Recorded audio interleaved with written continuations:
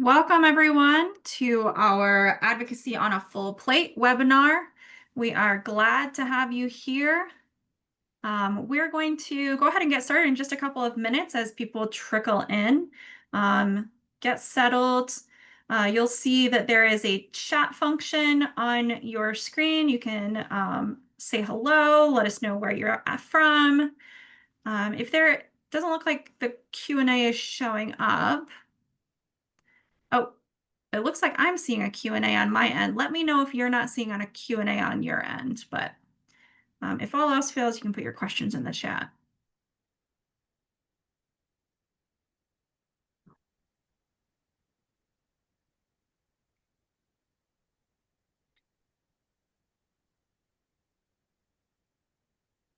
Welcome everyone as you start trickling in here. We'll get started in just a few minutes. This is the Advocacy on a Full Plate webinar from CV340B.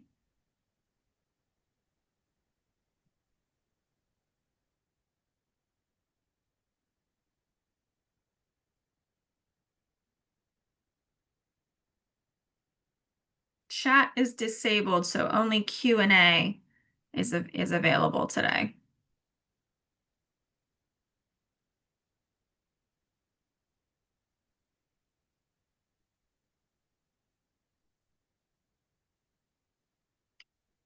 Good to know.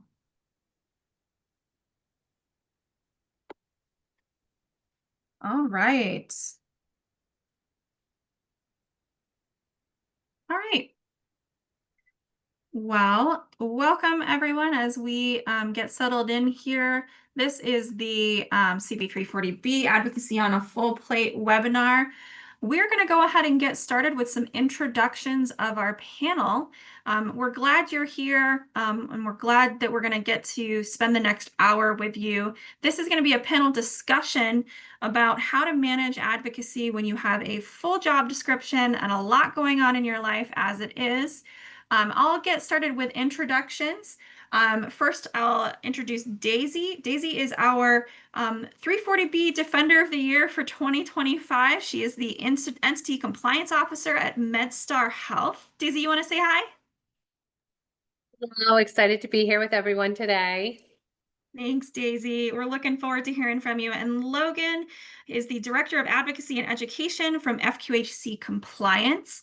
Logan has a wealth of experience in the health center setting and has been doing advocacy for just as long as I can remember, Logan. You want to say hi? It's great to be with everyone. I'm excited for our conversation today. Awesome. And then last but certainly not least is Lisa Nelson. She's actually our 2024 340B Defender of the Year. Lisa is the Chief Pharmacy Officer for Unity Care Northwest. Lisa, you want to say hi? Hey everyone, excited to have you with us today. Wonderful. So straight off, a couple of housekeeping items. We will be sending this out by email. We will also be doing a recap of the webinar, some of the top points that we talk about today in a blog format as well. The chat is disabled. The Q&A is open. Please feel free to say hi in the Q&A and to let us know how things are going. We will stop at each section along the way and answer some of those questions that you're putting in the Q&A, so keep them coming as we go. Okay, looks like we have kind of settled out here as people are coming in. I'm going to go ahead and stop my sharing screen, and we'll go ahead and start our discussion. So first question for the panel. We'll get into, before we start, a little bit about the difference between advocacy and lobbying so that we can level set the conversation here. So as you all know, CB340B is a 501c3 nonprofit. Many of your organizations, in fact, probably all of your organizations are also 501c3s. And so there is a restriction on what we call lobbying. Now, what is the difference there? Where is the line between doing advocacy? Where does advocacy stop and lobbying begin? For CB340B and for many organizations out there, that line is going to be when you start talking about a specific bill number. So advocacy is all of the education, the relation building with policymakers, the advocacy, the policy, the outreach, the social media, all of that falls into the advocacy of sides of things. When you start talking about let's say, hey, Mr. Policymaker, hey, Mrs. Policymaker, we would like you to support HB 1411. That is when it crosses over into lobbying and you have to track those lobbying dollars. So we'll talk a little bit about that as we move forward with our panelists, but I want to just set that right now. So everything we're talking about here is going to fall under the advocacy arm of things and not the lobbying arm. So let's go ahead and get started. So the first question we have for our panelists is, when you want to engage in advocacy, how do you approach your organization's administration to get approval or buy-in? Lisa, you want to take this one first?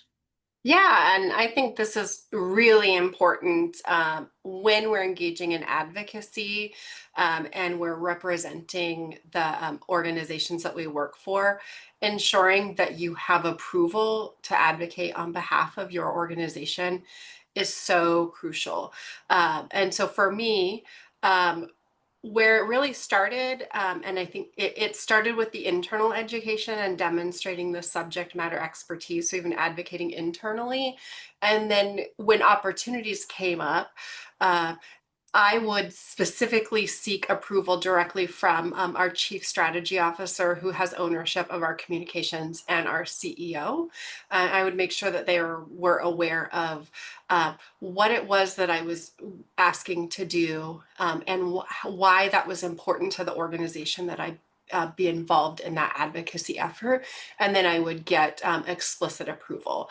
I've been doing it long enough that they're very comfortable with me that now I have gotten to the level of blanket approval. But it really, it starts with having those relationships internally, having that trusting relationship, and knowing that it's so important to protect the messaging and be strategic about the messaging that's coming from your organization. And that includes that advocacy messaging. Yeah, that's a great answer. Daisy, I know this is something that you navigate almost every day in the advocacy that you do. What strategies have you found effective when you're navigating the line between personal and professional advocacy? Sure. I agree with Lisa completely. You have to make sure you get that leadership buy-in. That's crucial, especially if you are going to be representing your organization. And I like to explain to my organization why the ask is there. Like, why do I want to do this? If they understand that and understand the why behind it, they'll be more likely to support it. And then when you do go to advocate, you build these relationships. So you want to make sure you're coming with accurate information. And that kind of shows time and time again. You meet these people, they see you, they understand who you are. You build a relationship there. You always have to start internally though. So you start with your team and then you build outward. And I have done a lot of advocacy work as well. It's very important work and it can be hard work because you have to make sure your messaging is correct and that it supports the mission of your organization. And also like in this venture 340B, so you want to make sure the messaging is accurate. Absolutely. And I think Logan, you and I talk a lot about this, is that relationship building, it starts even before you even start talking to policymakers. It starts with your administration before anything else. Yeah, exactly. And I always like to highlight that advocacy is really just education, and that goes beyond advocacy with the legislator. That's advocacy can extend to your community and to the rest of your staff. But in the grantee space, we're probably a little more fortunate than Daisy is in the hospital space, that we don't have quite a few layers of red tape to get through. But what I've experienced in the health center is that there aren't a lot of people doing this. So sometimes the best place to start is to ask, um, uh, is this an opportunity? I personally went straight to our CEO and said, this is what I feel like is happening. Much like Lisa, initially I had to get everything approved, but then my CEO became comfortable with me, and then I got to the point that I was allowed to make those blanket approvals myself without getting that approval, and was even put as the advocacy coordinator that worked with the PCA on behalf of our entire organization. So a lot of times the opportunities there that at least in the health center space, there's a lot of health centers. The only person that does that is the CEO, and they have very busy schedules and would love some help doing it. Yeah, absolutely. And I know, we've talked about siloing as well. Daisy, in the hospital setting, there's quite a bit of siloing. When you're talking about getting approval from administration, you also have to get approval from other departments within the hospital to work with you. How have you encountered that previously? Sure, and that can be very true. Very fortunate in my organization that we work so collaboratively, but you tend to start with, like for me, I always started with my direct supervisor, and at the time it was the director of pharmacy. So I'd always start there and reach out to my directors. I had 2 sites, so I would start with them and then work my way up the chain. And so once I got buy-in and approval from them, I then typically went to our authorizing official, who was our CFO, and that just helped to get leadership buy-in, and they understood the mission, the why, because they get 340B and they're backing it. From there, then I work through the rest of the C-suite, because I want everyone to know what's going on and I want them to understand why I'm asking to do this. So getting that buy-in again is just crucial. But you don't want to work in a silo. So you have to kind of bring everyone together, even if it's through separate meetings, that's okay. But then if we had a big event, say like a governor or someone, an executive come on site, we would have everyone present and we'd have dedicated meetings for that. But the level of trust gets built over time, kind of like Logan said. Like once you have the trust built and your C-suite knows that you've delivered the appropriate message, you've done what you need to do, they begin to trust you to let you take more of the lead on this. And then you do get the reins a little bit more to make the messaging appropriate, but a little bit easier to convey and get out to the teams. Yeah, you're prepared. I mean, I think a lot of times, if you've got this history of doing advocacy with your C-suite or with your board or whoever it is in your organization, when you do get those big asks, like you have a representative coming through your center, or you have a governor, or you have, kind of a high level person where you're trying to show off your work, you're prepared for that already because you've already done the back work. You know what your talking points are, you know what your messaging is, you've gotten the sign off from your C-suite, and you're ready. So what are some of, like, when you're walking through that process of getting the administration's trust, have there been any roadblocks that you've encountered? Anybody, Lisa, Logan, Daisy? I think for me, at least initially, one of the roadblocks was getting print material, because um, that was not my skill set, developing any print material that looked good. So finding those right channels in a small organization that doesn't have a marketing department to get stuff created for the department was one of the big challenges I had to overcome initially, and along with that, the social media team, to get any social media content. Yeah, that's how we first met, Logan. I think you reached out and you were like, please help me with this. And I was like, I got you. Yeah. I'll chime in with, with my perspective. I would say in my experience and thinking back on my experience, I don't know if I would specifically say I had roadblocks. I just, I think we all might have different paths of how we got to where we are today. And so I would say a lot of, the advocacy was already mentioned. It was internal within my organization, that the understanding of the need to understand the 340B program, and specifically a lot of the risks or the nuance involved. That was really important that we grow the understanding of that program. And one of the mantras was 340B isn't a pharmacy program, it's a health center program. So I had to do a lot of internal advocacy because everybody saw the revenue, the savings we brought into our health center. But there was a feeling on my part where it was like, but there's so much at risk here. And how do I make sure that my peers on our senior leadership team, also, I know we have one of our communication team members on this webinar today, but it's so important that she be aware of what's happening, because whenever something might come up, she needs to be able to say, oh, this is related or tangential to 340B, or if there's an opportunity. So it really grew from growing advocacy within my organization, really educating people within my organization, targeting messages. As a pharmacist, being very detail oriented, having to learn to hone a message, to be high level, so that effective messaging, and working on that internally is then what helped to launch into a lot of the external work. So when we talk about policymakers and things, so when we do get a request that comes in to Marissa on my team, somebody wants a tour of our health center, she will reach out and see if I'm available to be present on that tour, to get that FaceTime, to build that relationship, and so it really has become a collaborative effort, but it started internally. And so I don't think it was roadblocks. It was more just like, what's the path to navigate? And I don't think that when I started that I realized that I would be doing this, at a state and national level. It was just really trying to be like, this program is so important, and we need to be aware of the things we need to do to preserve it. And then the next thing you know, here I am speaking on this webinar.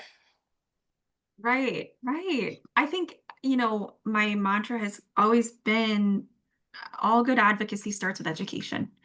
And that education starts right at home, right in your office, with your communications people, with your marketing people, with your C-suite, with your departments, your pharmacy, your providers. Providers is a huge one. Making sure that your providers understand the importance of the 340B program. But you're right. Absolutely. Um, just a reminder, if you have questions, feel free to drop them in the Q&A box. We're happy to answer them as we go along. All right. What steps did you all take in the early days of building your advocacy program to build those advocacy chops? And what kind of helped you stick with it as you went on? 340B has, I think back 10 years when CB 340B was founded, and boy, I would give a lot of money to have the problems in 340B that we had 10 years ago, right? Like, it continues to change. So how did you build your advocacy chops, and then how do you maintain them? And maybe that looks like motivation, or just, what real practical things do you do? Logan, I'll start with you. So I'm kind of an anomaly. I have been doing advocacy since I was a teenager, very involved in politics in high school, probably even before into middle school. But I think the biggest thing is, if you're getting started, get started with the state level. It's a totally different ballgame, and these are people very close to your home. It may be somebody that owns a business in your community that is your state legislator, or somebody that you're on a committee with. Or I just talked to a health center employee yesterday that said her state senator sits behind her at church. So those are the kind of connections that can really build those relationships, because advocacy is education and relationships. So really highlighting those relationships and build those. It doesn't always have to be an ask. There doesn't have to be that you're asking for something every time you talk to one of your legislators. My health center discovered that I had an ongoing relationship with our state representative a few years ago. And I would get text at like 11 o'clock and something's going through. They're like, can you let Jay know this? And would text me, and I'm like, all right, I need a primer, so I can do the ask because it's not pharmacy related. But because I had built that relationship, it was something that I could continue to help the health center in different ways outside of 340B. But that's an ongoing thing. I have to constantly do it because we have term limits in the state of Ohio. So we have new legislators coming in. So I'm constantly keeping that relationship building going. And a lot of it is just making sure that you know who the players are. Yeah, that turnover. I mean, that helps, that happens, and we'll talk a little bit more about building relationships with your policymakers, but that turnover happens at the state level, but it happens at the federal level so quickly that you almost will miss it if you're not touching back with these people all the time. And yeah, as you get into advocacy, be ready for those 11 p.m. texts where you're like, the world is blowing up. I need you to contact your member. So yeah, just be wary. Lisa, what about you? You know, this is something, as Logan was talking, I was actually thinking about how he and I are such different individuals, and we joke about it, where Logan is a true extrovert, and for people that don't know me as well, they're surprised to learn that I'm an introvert. And so where Logan suffers from FOMO, his joke to me is often that I have LOMO. I love to miss out on things. And so it's this different, for me, how to become effective at this practice. I am an introvert. I love my quiet time. I love the smaller conversation. And so a lot of it is practice, practice, practice. And where that drive come from, what's the motivation? It's being able to see the value of this program every day. It's really for, those that know my personal story, why this program and why the work that health centers do is so personally important to me, and to be able to see the outcomes that we're able to achieve by utilizing this program. So it's driven from that motivation to preserve this program and that mission driven aspect of me. But it's not natural to me. It's something that I've had to learn to do. And so there's a little part of me that needs to emulate Logan when I have to do this, because I would be much happier to be the fly on the wall. But that's not an option right now. Yeah, I get that. I do. Daisy, what are, one of the questions in the chat actually are, when resources and capacity are limited, what are some practical ways that you are able to involve patients in the advocacy without adding to like staff burning out and getting too overwhelmed and things like that? Sure. So definitely maximize the resources you have at your fingertips. For me, even something like creating an impact profile, working directly with my marketing team to make sure it was in brand, but it was either free or low cost because it was done in-house versus not using an outside graphic designer. Anything we could use our internal marketing team for, whether it be a patient story that we're going to put on blast, or when we worked with you with different patient stories, we were able to take that and then blast that internally too. That really does help because it promotes the program, it promotes awareness of the program, and it talks about how it's actually helping our patients. So I love getting those opportunities to do that. One of the other things that we like to do is showcase our programs. If we can advertise internally to our own staff, make them aware of it, and then advertise to our patients, that's a great way to do this too. I mean, you're working with resources that are already there. So it's, low cost, low effort, everything's kind of already there. You're just maximizing them. If you have a newsletter at your organization, publish things about 340B in your newsletter. And if you're in the pharmacy team specifically, do like a monthly newsletter with a blurb about 340B. It doesn't have to be all centered on 340B, but talk about it. And once you get people talking, then they kind of get more curious. You can get more information out there, not just to your staff, but to the patients too. And I think you really do have to find ways to, especially in this economy, maximize your resources and just be efficient.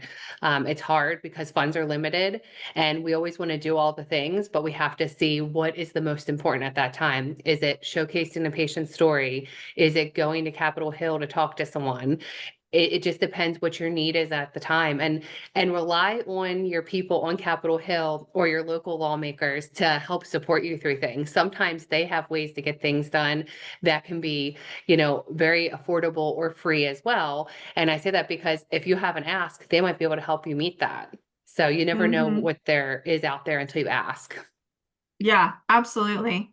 And I Along with, know, can I, Lisa, go ahead. Go ahead. sorry. No, you're fine. Along with that, that just brought up something that I think is definitely a practical tip. Daisy talked about talking to the staff. One of the most intimidating things for people when they're talking about 340B is getting somebody like a legislator to understand 340B because it's complicated. So you really have to think through your elevator pitch. So talking to your staff about 340B gets you comfortable explaining it to people who are maybe are not pharmacy minded folks, and you're getting that story out. Maybe it's talking to your family about it. My family still doesn't understand, but Nope, it's a same. constant battle, and it's a way to start to practice at home before you're actually at the State House or on Capitol Hill.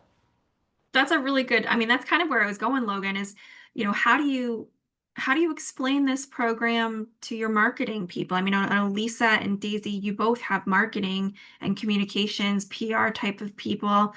And some health centers, some entities out there, you might not have marketing people, but how do you get buy-in from them?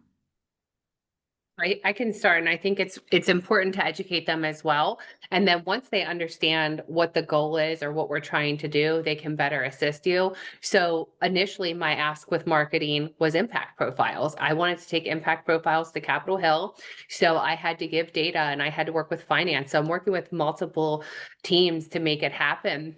And then kind of giving it to marketing and saying, okay, here's my vision. Can you help me make this come to life? So you're educating them, but then you're also helping them to help you. Because if you want a Mhm. really good looking impact profile and that's your designer and your team, they can do it for you. So that elevated our impact profiles, because obviously most people have like the standard template, but we wanted to do something a little bit more. So working with marketing can go a long way. And then I feel like they appreciate the education. You didn't just hand this to them and say, do this please. You're like, here's why. And then when you relate it again to a patient story, I say this a lot, but it's so true. When you talk about the patients that you're really helping, same when you go to the Hill and you're talking about these patient stories, they're real people. They're people that we care about. That is what just makes the world of difference in everything that we do. Mhm. Yeah, I'll just add on to that, in terms of, how having, being fortunate enough to have, a marketing team, communications professionals, and prior to the days of, say, having like Chat GPT, where you can put something in there and say, hone this, I would sit down with the marketing and communication folks and I would talk to them. This is what I want to say. And then I would say it in my really wonky way. And then they would pull out the key items or the points or help summarize that. And so part of that was even practicing and teaching me how to be a more effective in my communications. So while it was educating them, so it was a lot of back and forth, a lot of dialogue, putting together a one pager, uh, and then reviewing it. And that evolved, like that's a living document as well. And so as we've learned how to communicate more effectively about the program, or when we have more data, or things, we evolve that document.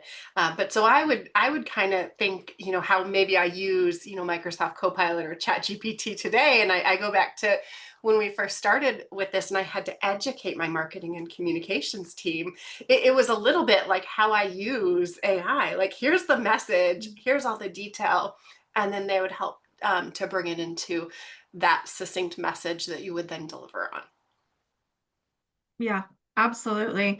And Logan, you've got experience not having a marketing person, not having anybody to produce these things, right? Yeah, in fact, when I went to, we figured it out, and we had people in our company, and that was one of the things I love is that we found out skills that people have, that an office manager that had some web design experience from college, that helped me actually produce some materials. But then also in social media, that's another place where I had to figure out as I go. And Lisa said it well, the succinct message, because sometimes we get a little verbose when we're talking about 340B because we're so passionate about it. Yeah, and you know, for all of you out there that are watching this, if you don't have a marketing person and you need that, that's CV340B. We can be there for you. We can help you. I do, you know, really truly, Logan and I met because he reached out and said, "We need help. Can you help us?" And I was like, "Absolutely." So any sort of you know, collateral, infographics, things like that, please feel free to reach out so that we can take some of that advocacy burden off of your plate as well. When we're talking about advocacy materials, I mean, that leads really nicely into this idea of relationships with our policymakers. All three of you have excellent relationships with your policymakers, but they didn't just start that way, right? You had to work at them. So how did you first start building those relationships? And how did you do that, you know, especially when there wasn't an immediate issue right on the table? How did you build those relationships over time and then maintain them as well? I'll start with you, Daisy. Sure. So for me, I was new to the advocacy world when I got into 340B. I knew about 340B, been in pharmacy for a long time, but it was definitely new to me. So for me, I had to make sure I truly understood 340B. I went strong with my impact profile. I just talked to them and I humanized it. Like, we're all humans here. This doesn't have to be scary. Like, let's have a conversation. And we're still there with typically like an ask, like, look at this and help us support 340B.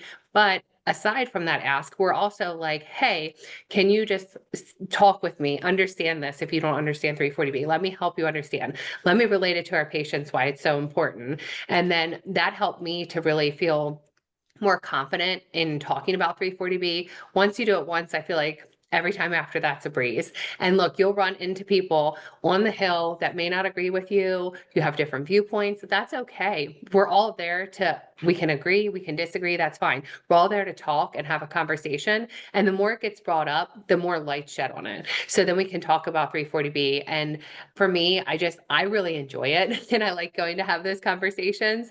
And I just love relating it back to the patients because they're why I do what I do. Like, they were my reason behind 340B, helping people survive overdoses and the ways we help our communities. I'm really passionate about that. So when I can talk to them about that, all the fear kind of goes out the window and I'm just truly speaking from my heart. And I think if you go to the Hill or you go to your lawmakers and you speak from your heart, you really don't have to worry. Yeah, and these are professional politicians. They disagree all day long and it's totally fine, right? Where it's not necessarily out in the wild where you're with your neighbor and you're like, "I don't like your lawn," and they're like, "I don't like your lawn," and it's a fight. These people are not like that. You know, they're very respectful, they're very professional. And 9 times out of 10, you're going to meet somebody that, you know, is so intelligent that it is a pleasure to share your passions with them.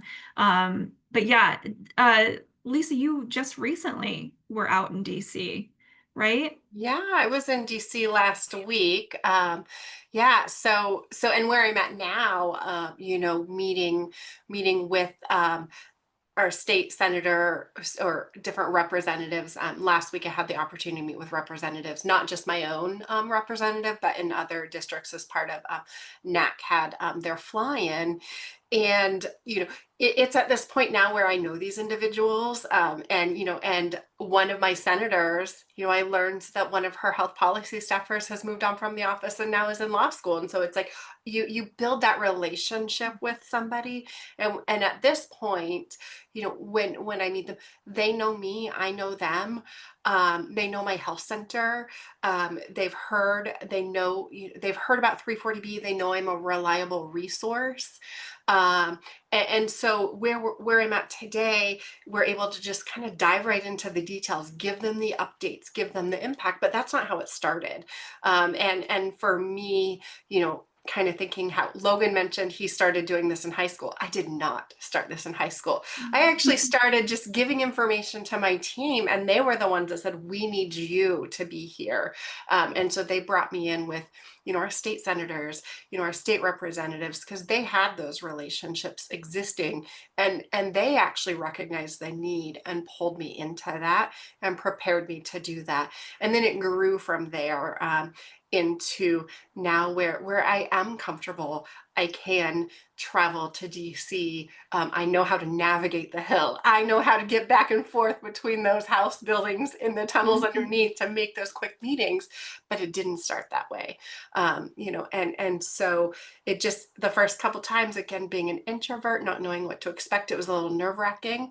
I am a type A personality, so back then I would prepare, I would, write my notes, where now I'm able to go and wing it a little bit more and be more comfortable.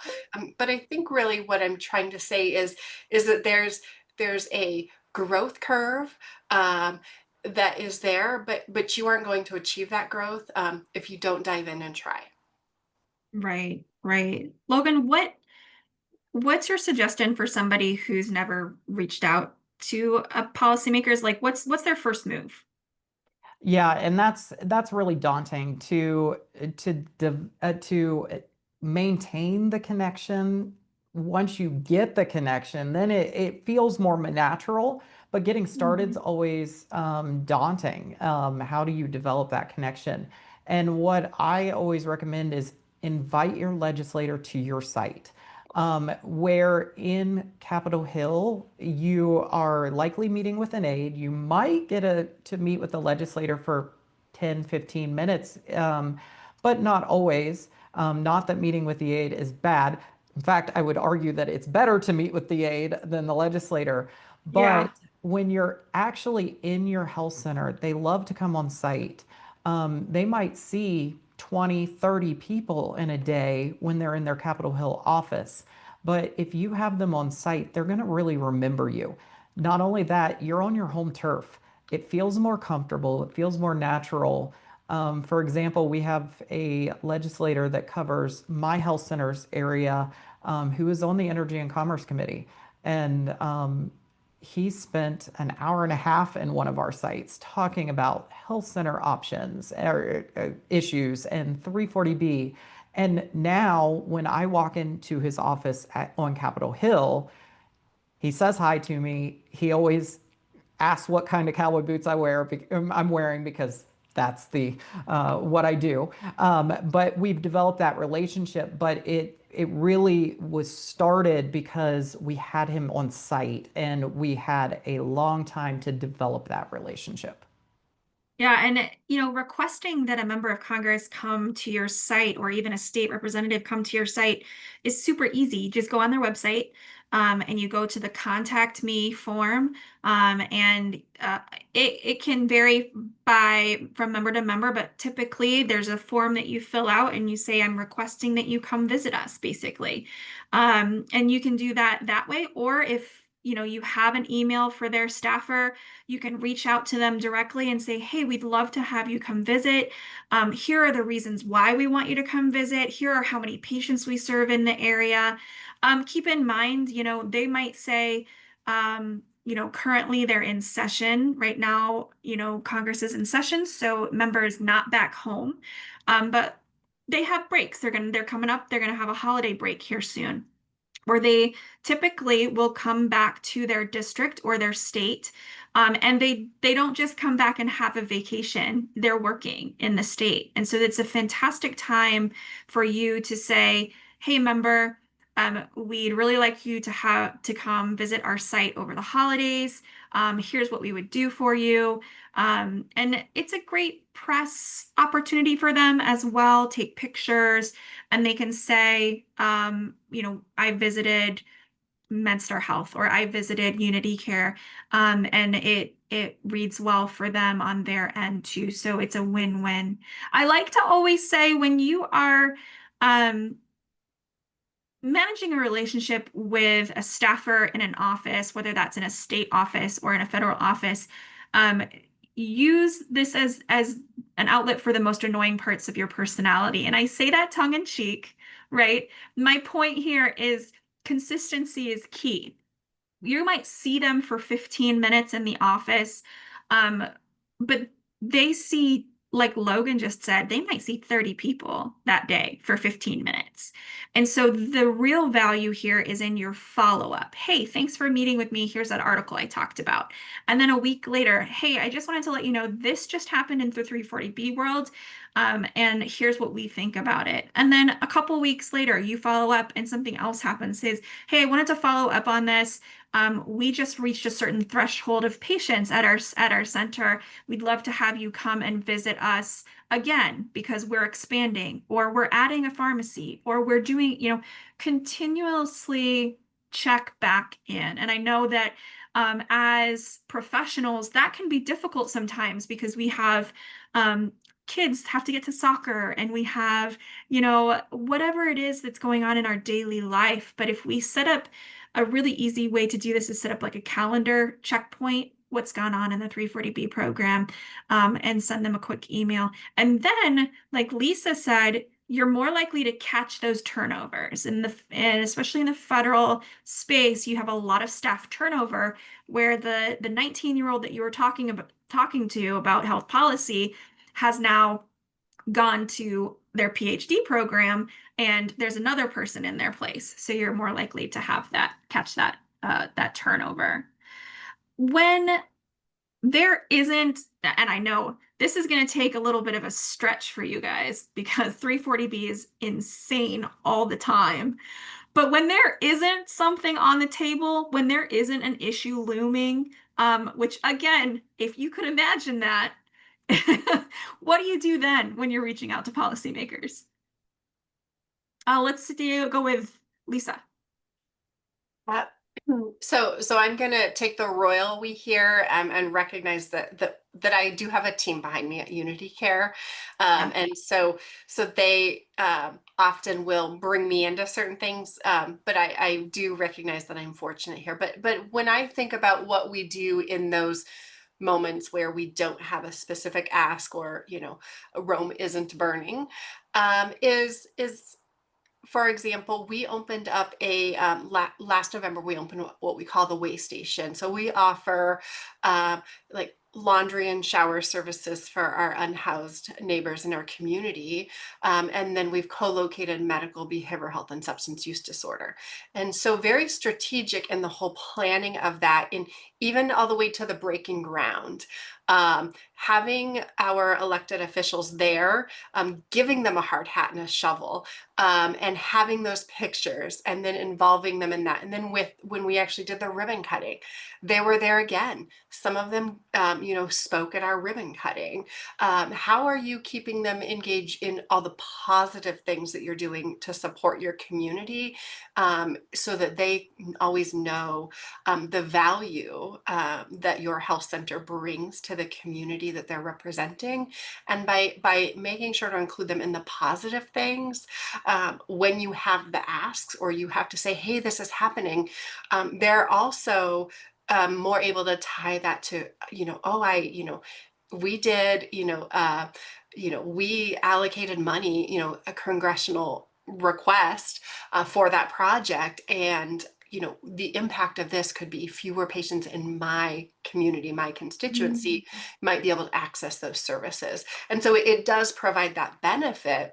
And then I would say the other thing that's that I've seen come from that is sometimes when we've had our elected officials doing events, they've reached out to my health center. And so whether it's myself or some other leader at my health center, we're often then tapped to speak or give perspective on the events that some of our local elected officials are hosting in our community. So it does, to a certain extent, it becomes a reciprocal relationship, and you truly are partners in this effort to try to keep services sustained in your community. Daisy, in the hospital setting,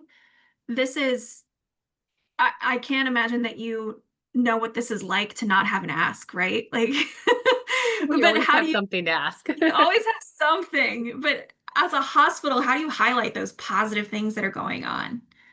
So I really do have to agree with like what Lisa said, because I feel like she took the words right from me. Like it's so true. Highlight the good things because there's always something good going on, whether it be a new endeavor you're working on, something that's helping your community. Talk about those things. It doesn't have to just be at the hill and then that conversation ends.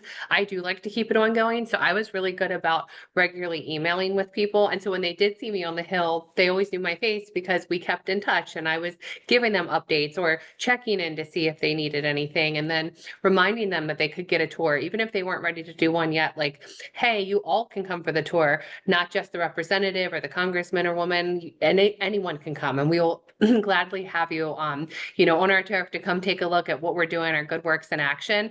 And I was also very infamous for going to a lot of events outside of work. I've always been interested in like the political side and the policy side of things. So just being very involved. Even one time at my son's Scouts event, I got to meet the local governor there because Oh, he was there and then we were able to talk and things. So even things like that, they matter and they remember. And then you take a picture with them, you post it, you can tag them, and it's all in like the best way. So it's happy things, it's good things. And those are things that they remember. So definitely talking about the good and putting yourself out there. Some people are definitely like more introverted. So it's a little bit nerve-wracking for people to go to these things, but then you go and you meet more people, you see that there's like similar interests and it's a lot of fun.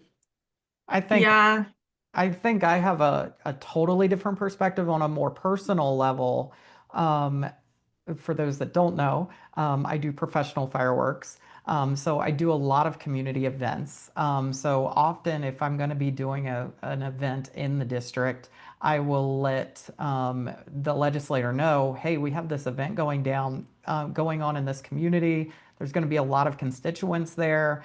Gives them a chance to, in case they didn't know that there's an event that they may want to go to, but it keeps that communication going and it's a fun, something fun outside of my normal ask that I'm able to connect on. And maybe they can come down and get a picture of me all dirty in my hard hat. So Okay, you That's got a us beat, great way. Logan. You got us beat with the fireworks. That's pretty I cool. know. But I love it. I mean, it's a great way to kind of marry that personal side of things into your professional world as well, where it's like, look, I'm already doing this. You might as well come down. You might as well just mhm, come, see what we do. Can I just add one thing as well? I Mhm. just want to say, if there's an opportunity, seize it. And I'll give an example of this. Last December, I was flying from DC to New Orleans, and I happened to see Senator Bill Cassidy was on the same flight as me. And so I texted a group of my friends, because the introvert in me just wants to be, like just drop back into the corner. And so I texted, and then they all reassured me and said, yes.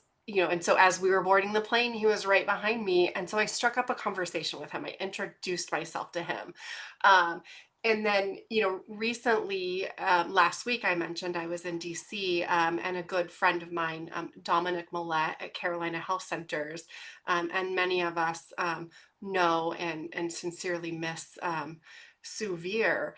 But their representative, Sherry Biggs, had entered a statement into the congressional record, in memory of Sue Veer, and Dom was on the same flight as his representative, as Sherry Biggs, and so he took the moment to thank her.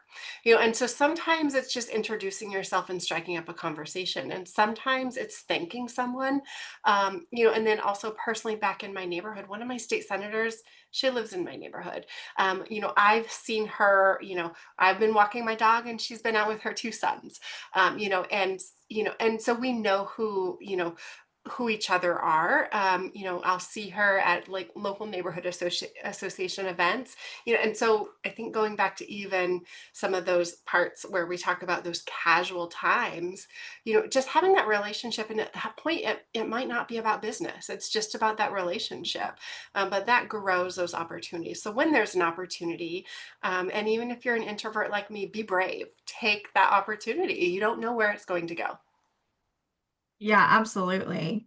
And I guess this kind of is a good full circle moment because when you go to talk with a member of Congress or you invite them to your center or something like that, then you have this opportunity to then reaffirm the advocates in your health center or your hospital or your entity by saying, hey, look who just came.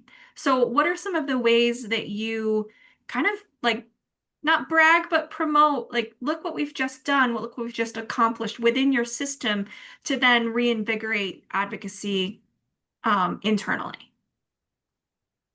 So for us, I can say like when we had a visit from a local congressman, we were super pumped about it. And like we were sharing it. We shared it on social media through marketing, obviously, to make sure everything was like as it should be and done appropriately. And then we were able to like retweet and reshare that from marketing. And then we put it in our newsletter. We even let people know ahead of time, like, hey, we're having this person come on site. We want everyone to be aware, just in case you see a lot of cameras and things like that. Like that way they were in the know. And then people get excited for that. They're like, oh, like I want to meet that person. And I feel like it brings more like happiness and excitement to like that day and the organization. So yeah, it's great hosting those on-site meetings. And I feel like you can definitely promote them before, during, and after, and in cost-effective ways. I Yeah, think absolutely. along with that, some sort of snack goes a long way with your staff. It's often when you have a legislator on site, if they know it's coming, sometimes staff get nervous about that. So just some sort of treat to, so it's not something that they're dreading. They can look forward to at least the first few times until they're used to it, and realize it's really not a big deal when they're there. But it goes a long way. I mean, people love an ice cream bar or something like that.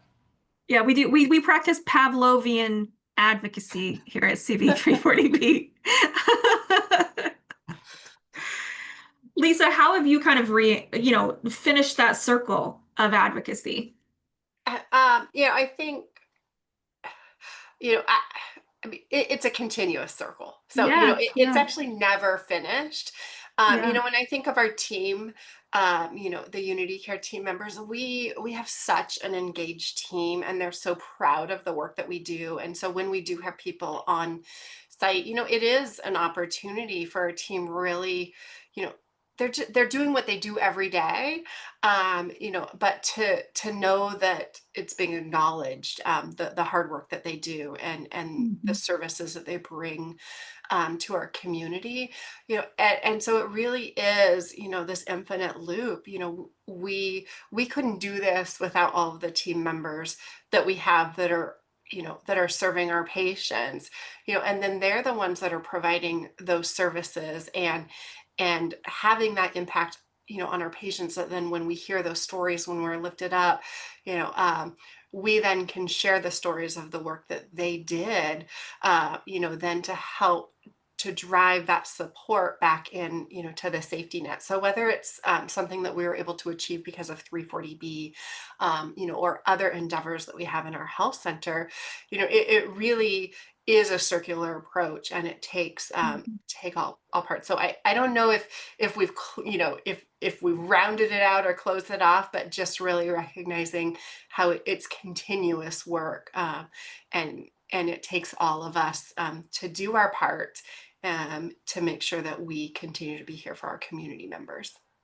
I think if Absolutely. you're a leader, another thing is there are state and national awards for advocacy, and if you have a member of your team that is doing great advocacy work, recognize them, apply for an award for them. That will mean all the world to them if they receive that. But even if they don't, I think it's good to highlight among your staff, to send an all staff email saying, "Hey, this person is really advocating for the organization and for the program. We're really thankful for them." Mhm. Yeah, that's a great kind of segue and end cap. If you do have somebody who is just a fantastic advocate for the 340B program, you have on here, of course, Lisa, the 2024 340B Defender of the Year, and Daisy, the 2025 340B Defender of the Year. Please nominate them for the 2026. We, in honor of Sue Veer, we have renamed this award to the Sue Veer 340B Defender of the Year Award. And so please nominate them for that award. It's become a wonderful way to recognize people in the community and something that you can brag about as well throughout your entity. So yeah, thank you. We're gonna wrap up here. If you have questions that didn't make it into the comments, please feel free to reach out to myself or any of the panelists you see here. This webinar is being recorded, so it will be put up on YouTube. We'll have it out to you in our next action alert next month in October. And keep on the lookout. If you need anything in between now and the next time we see you, you know where to find us, and we are always available to you. Thank you, panelists, Lisa, Logan, and Daisy. It was a wonderful conversation, and can't wait to do it again soon. Thank you. Thanks, guys. Thank you. Thanks, everyone.